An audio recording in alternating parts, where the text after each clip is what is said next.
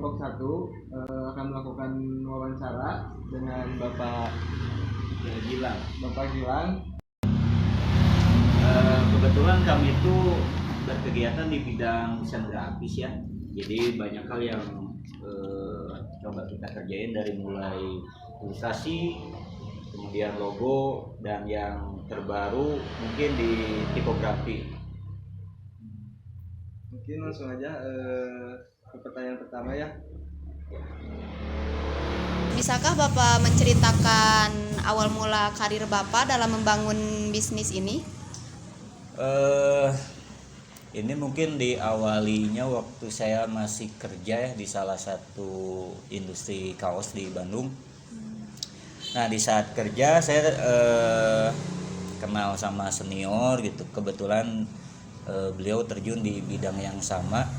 Nah akhirnya saya memutuskan untuk resign dan fokus di bidang ini gitu. Awalnya sih gitu. Sudah berapa lama kira-kira Bapak di bidang ini? Dari tahun 2015, berarti berapa ya? 9 ya? 9 tahun. Ya, kurang lebih 9 tahun. Ada kendala tersendiri gitu? Kalau kendala mungkin dari ini ya, dari inspirasi, karena saking seringnya kita garap sebuah proyek, akhirnya stuck dalam mencari inovasi yang baru mungkin gitu. Apa sih inspirasi Bapak buat terjun di usaha ini? Nah inspirasinya awalnya sih lihat studio yang mungkin terlalu besar ya untuk kalangan saya, namanya Linotype. Jadi dia itu berkecimpung di bidang font. Nama fontnya mungkin kalian juga tahu, Helvetica gitu ya. Nah waktu itu saya mimpi pengen punya produk seperti Helvetica.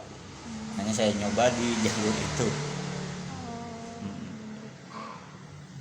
Kalau selama berbisnis ini berjalan, ada nggak sih Pak tantangan dalam menghadapi bisnis khususnya di internasional desain?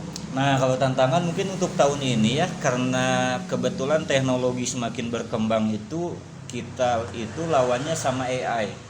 Nah ya itu kadang menjadi dua mata pedang, bisa ngebantu bisa juga ya ngebunuh kita sekaligus. Ada juga nggak sih Pak strategi ke depannya mau kayak gimana? Ya mungkin strategi ke depan kita harus lebih inovatif aja mungkin ya. Terus jangan takut bersaing lah, apalagi ya kita masih relatif muda lah.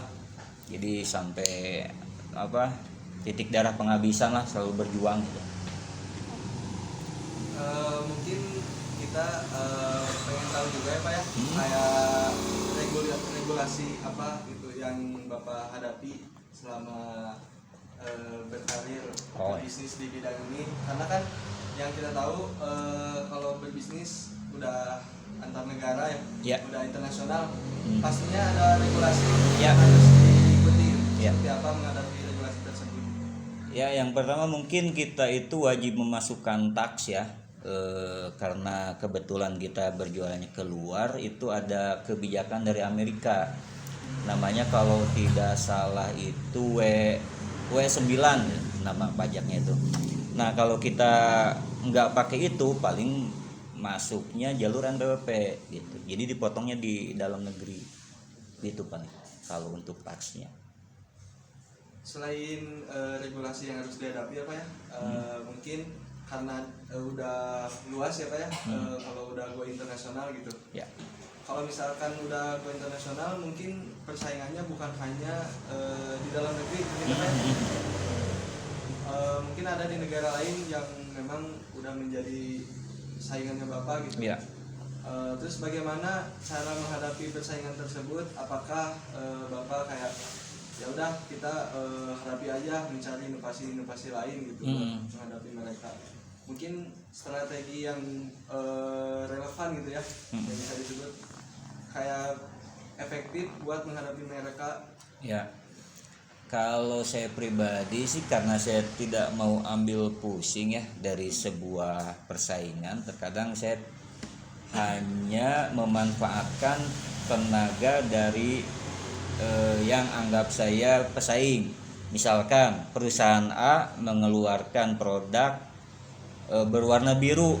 Nah, birunya saya ambil kemudian modifikasi dengan bentuk yang lain gitu. Jadi saya nggak mau pusing dengan inovasi yang terlalu lebih. Jadi lebih mengembangkan apa yang mereka kerjakan gitu. Biar lebih cepat dan ya lebih inovasinya versi saya lah gitu. Ada juga nggak sih kalau tantangan di internasional tuh lebih kayak gimana gitu?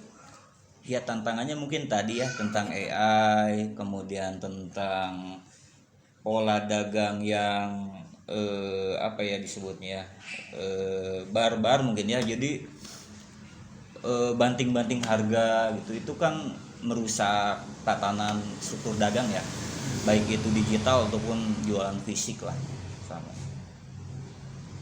Menarik juga ya membahas tentang AI. Mm-mm. AI itu kan teknologi zaman sekarang ya Pak ya, Iya. udah maju juga gitu. Tadi udah disebutin sama Bapak persaingan dengan AI juga kadang bisa membantu, kadang Iya. bisa membunuh gitu ya. Mm-mm. Mungkin pertanyaannya bagaimana AI itu dapat membantu bisnis Bapak gitu? Apakah dari sisi teknologinya, maksudnya dari misalkan kita Bapaknya ngedesain, Ya. terus dibantu sama AI, apa yang dapat AI bantu gitu dari desain Ya. Bapak buat? Kalau AI biasanya memantik apa yang kita konsepkan. Misalkan nyari tentang tema Halloween misal. Nah, nanti si AI itu ngeluarin skripnya tentang Halloween gitu. Nah, sama kita baru dikerjakan gitu. Nah, cuman di sisi lain kalau si konsumennya tahu tentang AI, mungkin mereka pun langsung ke AI aja nggak lewat kita gitu. Gitu kendalanya. Tapi ada yang membedakan gitu dari yang desain yang Bapak buat sama AI gitu. Pasti ada perbedaan kan? Ya memang kalau AI kan sifatnya itu dari artificial intelligence ya. Jadi data yang memang sudah diskripkan di dalam program. Jadi mereka hanya bisa mendata apa yang mereka ketik. Nah selebihnya kan masih butuh pemikiran dari manusianya. Nah hanya saja itu kan dari tahun-tahun ini kita nggak tahu perkembangan AI di tahun yang akan datang mungkin udah semakin maju gitu. Jadi kan zaman sekarang teh udah ngikutin tren ya, Ya. Pak. Jadi gimana sih pandangan Bapak tentang tren dan perkembangan industri di persaingan global ini? Tren fashion atau tren apanya? Tren dalam bidang usahanya. Oh, kalau perkembangan tren ini sih mungkin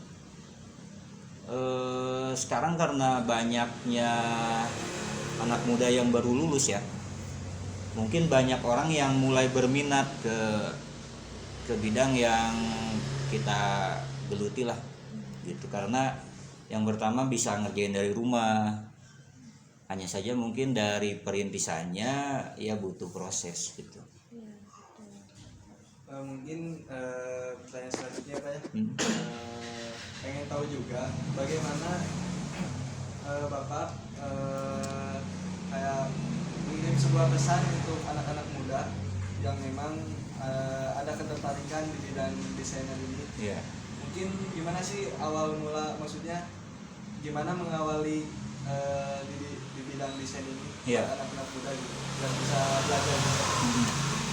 Yang pertama jangan takut nyoba ya, mau bidang apapun ya harus dicoba dulu supaya karena kadangkala teori sama praktek itu jauh. Jadi kalau kita jago teori mungkin di prakteknya belum tentu kan gitu. Nah, makanya harus kita coba dulu. Nah, kemudian hasil dari percobaan-percobaan itu di-save dalam bentuk portofolio. Baik itu dalam medsos atau dalam website. Nah setelah itu baru nyari relasi-relasi untuk memarketkan portofolio kita gitu. Nah dari situ biasanya berjalan sendiri sih.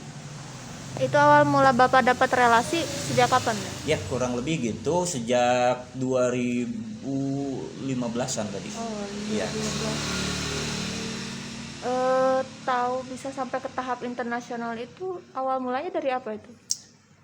Nah karena waktu itu saya isengnya lebih ya, jadi tiap ngegambar di share di Facebook, di waktu itu kalau nggak salah masih ada Friendster ya. Ya pokoknya di medsos ya. Nah kebetulan waktu itu tuh ada orang Kanada kalau nggak salah pengen istrinya digambar gitu. Nah awalnya dari situ. Kemudian beliau pesan untuk desain distronya gitu dan berlanjut. Di bidang usaha Bapak.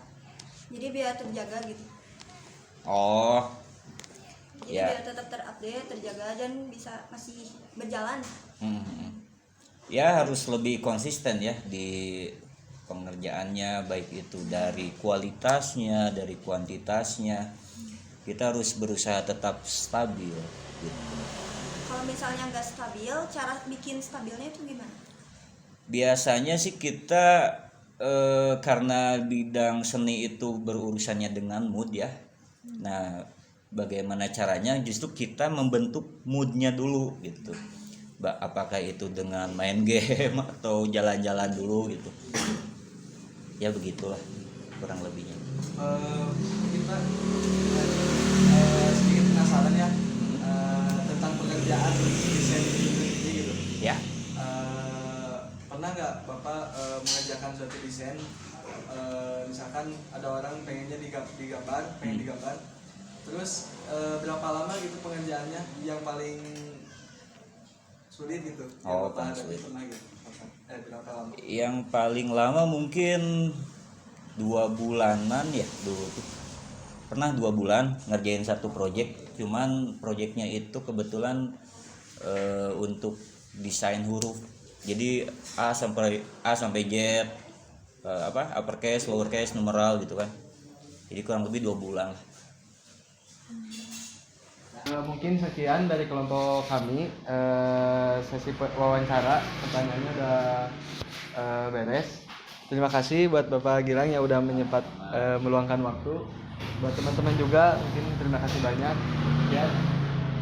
Assalamualaikum warahmatullahi wabarakatuh.